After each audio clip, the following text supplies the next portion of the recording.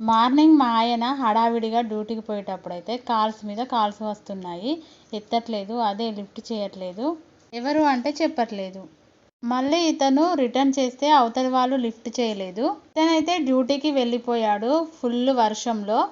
1 అవర్లో కాల్ చేసి అయితే కిందికి దిగు అన్నాడు.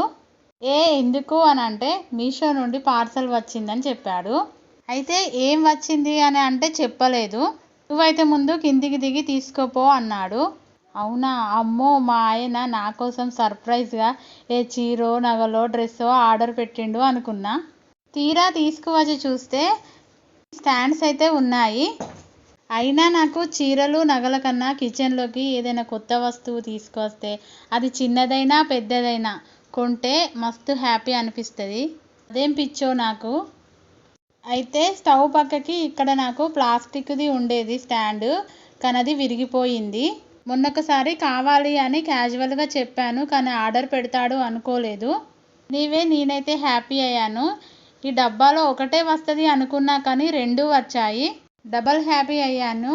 అన్నీ సర్దేసుకున్నాను, పానం ఎక్కడ ఆగుతుంది ఇంకా. ఇవైతే చదువుకున్నాక మా ఆయనకైతే ఒక మెసేజ్ పడేద్దాం, ఏముంది పోయేది. మీరైతే కుదిరితే ఒక లైక్ ఇవ్వండి. Thank you.